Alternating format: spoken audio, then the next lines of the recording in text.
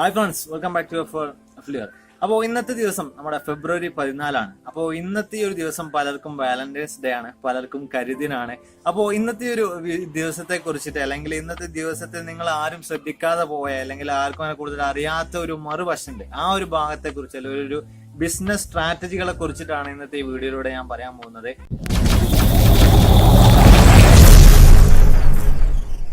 നമ്മുടെ പിഷാരടി പറഞ്ഞതുപോലെ തന്നെ ഒരു 15 വർഷം മുന്നൊന്നും ഈ ഒരു വാലന്റൈൻസ് ഡേ എന്ന് പറഞ്ഞൊരു സംഭവം ഉണ്ടായിരുന്നില്ല. ഇപ്പോ കുറച്ച് കാലങ്ങളായിട്ടുള്ളൂ ആളുകളിലേക്ക് കൂടുതലായിട്ട്, ഇന്ത്യയിലെ കാര്യം സംബന്ധിച്ച് നോക്കുകയാണെങ്കിൽ ആളുകളിലേക്ക് കൂടുതലായിട്ട് ഈ ഒരു സംഭവം വാലന്റൈൻസ് ഡേ എന്നുള്ള ഒരു പരിപാടി കൂടുതലായിട്ട് എന്താ പറയുക ഒരു പോപ്പുലറായി മാറിയിട്ടുള്ളത്.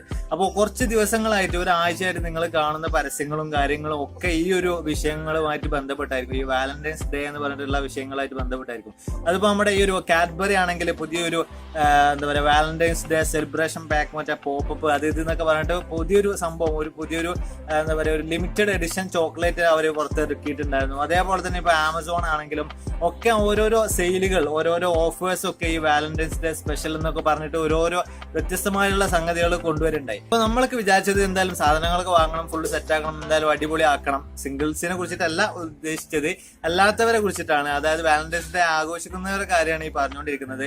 അപ്പൊ അങ്ങനെയാണ് നമ്മൾ അധികം ആളുകളും ചിന്തിച്ചത്. അപ്പൊ ഈ ഒരു വീക്ക് തന്നെ ഒന്ന് കിസ് ഡേ, ഹഗ് ഡേ, അങ്ങനെയൊക്കെ ഓരോന്ന് പറഞ്ഞിട്ട് ഓരോരോ ദിവസങ്ങളായിട്ട് ഇതിനൊക്കെ മാറ്റിയിട്ടുണ്ടായിരുന്നു. അതേപോലെ ടെഡി ഡേ എന്നൊക്കെ പറഞ്ഞിട്ട് ഓരോരോ ദിവസങ്ങൾ. വാലന്റൈൻസ് വീക്ക് എന്നാണ് ഈ ഒരു ആഴ്ച മൊത്തത്തിൽ, ഈ ഒരു 3-4 ദിവസങ്ങൾ ഉണ്ടല്ലോ, അപ്പൊ ഇതിന് മൊത്തത്തിൽ പറയുന്നത്. പക്ഷെ ഇതിന്റെ ഒരു മറുവശം നോക്കുകയാണെങ്കിൽ, ഈ ഒരു മാർക്കറ്റിംഗിന്റെ കാര്യം എടുത്ത് നോക്കുകയാണെങ്കിൽ വലിയ രീതിയിൽ നമ്മളൊക്കെ ഞെട്ടുന്ന രീതിയിലുള്ള കച്ചവടമാണ് അപ്പുറത്ത് നടക്കുന്നത്. അപ്പൊ ആദ്യം നമുക്ക് ഇന്ത്യയിലെ കുറച്ച് കാര്യങ്ങൾ നോക്കാം, അത് കഴിഞ്ഞിട്ട് നമുക്ക് US-ലെ കുറച്ച് മാർക്കറ്റിംഗ് കാര്യങ്ങളൊക്കെ നോക്കാം. അപ്പോൾ ഇന്ത്യയിൽ ഏറ്റവും ഒരു സിമ്പിൾ ആയിട്ട് പറയുകയാണെങ്കിൽ, ഇന്ത്യയിൽ നിന്ന് റോസ്, അതായത് റോസാ പുഷ്പം അല്ലെങ്കിൽ റോസ് പൂ എന്നൊക്കെ പറയുന്ന സംഭവം എക്സ്പോർട്ട് ചെയ്തത് 24 കോടി രൂപക്കാണ് എക്സ്പോർട്ട് ചെയ്തത്. ബാക്കിയുള്ള രാജ്യങ്ങളിലൊക്കെ ഈ ഒരു റോസ് എന്ന് പറയുന്ന ഈ ഒരു ചെറിയൊരു പുഷ്പം ട്രാൻസ്ഫർ അല്ലെങ്കിൽ എന്താ പറയാ എക്സ്പോർട്ട് ചെയ്ത് പോയിട്ടുള്ളത്, ഇതും ഈ ഒരു വാലന്റൈൻസ് ഡേ എന്ന് പറയുന്ന ഒരു ദിവസത്തിന് വേണ്ടിയിട്ട്. അപ്പോൾ അത് കൃഷി ചെയ്യുന്ന ആളുകളെ സംബന്ധിച്ച് നോക്കുമ്പോൾ അതൊരു ഭയങ്കരമായിട്ടൊരു വലിയ കാര്യം തന്നെയാണ്. ഇനി ഇന്ത്യയിൽ ഈ ഒരു വാലന്റൈൻസ് ഡേ അല്ലെങ്കിൽ വാലന്റൈൻസ് വീക്ക് ആയിട്ട് മൊത്തത്തിൽ നടന്നിട്ടുള്ള സെയിൽസ് അല്ലെങ്കിൽ മൊത്തത്തിൽ നടന്നിട്ടുള്ള കച്ചവടങ്ങൾ എന്ന് പറയുന്നത് 15 ബില്യൺ റുപ്പീസിന്റെയാണ്. 15 ബില്യൺ ഇന്ത്യൻ റുപ്പീസിന്റെ കച്ചവടം ഈ ഒരു വാലന്റൈൻസ് ഡേ എന്ന് പറയുന്ന ഈ ഒരു സംഭവത്തെ ചുറ്റിപ്പറ്റിയിട്ട് നടന്നിട്ടുണ്ട് എന്നുള്ളതാണ്. അപ്പൊ ഈ 15 ബില്യൺ എന്നൊക്കെ പറയുമ്പോൾ നിങ്ങൾക്ക് തന്നെ പോയിക്കാൻ ഒരുപാട് വലിയ രീതിയിൽ തന്നെ കച്ചവടം ഇന്ത്യയിൽ നടന്നിട്ടുണ്ട്. അപ്പോൾ ഈ ഒരു വാലന്റൈൻസ് ഡേയുടെ മാക്സിമം ആയിട്ട് മറ്റുള്ളവരൊക്കെ ബിസിനസ് എന്നുള്ള രീതിയിൽ നോക്കി കണ്ടതിന് മാക്സിമം ആയിട്ട് യൂട്ടിലൈസ് ചെയ്യുന്നുണ്ട് എന്ന് നമുക്ക് വേണമെങ്കിൽ പറയാം. അപ്പൊ ഈ കണക്കുകൾ ഞാൻ വെറുതെ പറയുന്നതല്ല, ഇത് ഒരുപാട് ആളുകളുടെ അടുത്ത് സർവേ നടത്തിയിട്ട് പലരും പുറത്തു വിട്ടൊരു റിസൾട്ട് ആണ്. നമ്മുടെ ഇന്ത്യയിലെ കൂടുതലായിട്ടുള്ള കണക്കുകൾ ഇപ്പോൾ അവൈലബിൾ അല്ല. ചിലപ്പോൾ 1-2 ദിവസം കഴിഞ്ഞാലായിരിക്കും കൂടുതലായിട്ട് എത്ര മുഴുവനായിട്ട് ചെലവാക്കി എന്നതിനെ കുറിച്ചുള്ള ഒരു കറക്റ്റ് ആയിട്ടുള്ള ഒരു വാല്യൂ 1-2 ദിവസം കഴിഞ്ഞാൽ മാത്രമേ നമുക്ക് കറക്റ്റ് ആയിട്ട് കണക്കാക്കാൻ കഴിയുള്ളൂ. ഇതിപ്പോ ഒരു ഏകദേശം ഒരു ധാരണയാണ് ഞാൻ ഈ പറഞ്ഞ 15 ബില്യൺ. അത് നമ്മൾ നേരെ USD-യിലേക്ക് അതായത് ഡോളേഴ്സിലേക്ക് കൺവേർട്ട് ചെയ്യുമ്പോൾ 27 മില്യന്റെ കച്ചവടമാണ് ഈ ഒരു ദിവസത്തെ മാത്രം ചുറ്റിപ്പറ്റിയിട്ട് ഇന്ത്യയിൽ നടന്നിട്ടുള്ളത്. അപ്പൊ ഇനി എന്തായാലും നമുക്ക് നേരെ US-ന്റെ കാര്യങ്ങളിലേക്ക് കടക്കാം. സംഭവം നമ്മുടെ ഇന്ത്യയിലെ ആഘോഷിക്കുന്നതിനേക്കാൾ കൂടുതൽ ആളുകളാണ് നമ്മുടെ അമേരിക്ക പോലുള്ള രാഷ്ട്രങ്ങളിലൊക്കെ കൂടുതലായിട്ട് ഈ ഒരു വാലന്റൈൻസ് ഡേ എന്ന് പറയുന്ന അല്ലെങ്കിൽ ഈ വാലന്റൈൻസ് വീക്ക് എന്ന് പറയുന്ന സംഭവം ഭയങ്കരമായിട്ട് ഹോളിഡേ ആയിട്ടൊക്കെ ആഘോഷിക്കുന്നത്. അപ്പോൾ അവർ ഈ ഒരു ദിവസത്തിന് വേണ്ടിയിട്ട് അല്ലെങ്കിൽ ഈ ഒരു ആഴ്ചക്ക് വേണ്ടിയിട്ട് മൊത്തത്തിൽ ചെലവാക്കിയിട്ടുള്ളത് 20.7 ബില്യൺ USD ആണ്, അതായത് 20.7 ബില്യൺ ഡോളേഴ്സ്. അപ്പോൾ ഇന്ത്യയിലെ കണക്ക് വെച്ച് താരതമ്യം ചെയ്ത് നോക്കുമ്പോൾ US ഡോളേഴ്സിൽ കാൽക്കുലേറ്റ് ചെയ്ത് നോക്കുമ്പോൾ ഏകദേശം 27 മില്യൺസ് മാത്രമേ നമ്മുടെ ഇന്ത്യയിലെ ആകപ്പാടെ ഈ ഒരു സംഭവത്തിനെ കുറിച്ചിട്ട് ഈ ഒരു സംഭവത്തിന് വേണ്ടിയിട്ട് ചെലവാക്കിയിട്ടുള്ളൂ. പക്ഷെ നേരെ അമേരിക്കയുടെ കാര്യം നോക്കുമ്പോൾ 20.7 ബില്യൺസ് ആണ്. ഒരു ബിയും എമ്മും തമ്മിലുള്ള വ്യത്യാസം അവിടെ വലിയ രീതിയിൽ തന്നെ ഉണ്ട്. അപ്പൊ ഇത്രയും ഒരു വലിയ ഡോളർ, ഇത്രയും അധികം തുക ഈ ഒരു സംഭവത്തിന് വേണ്ടിയിട്ട് ഈ ഒരു വാലന്റൈൻസ് ഡേക്ക് വേണ്ടി മാത്രമായിട്ട് അവർ ചെലവഴിച്ചിട്ടുണ്ട്. അതിൽ ഏറ്റവും കൂടുതൽ അവർ ചെലവഴിച്ചിട്ടുള്ളത് ജ്വല്ലറി, അതായത് ആഭരണങ്ങളൊക്കെ വാങ്ങാൻ വേണ്ടിയിട്ടാണ്.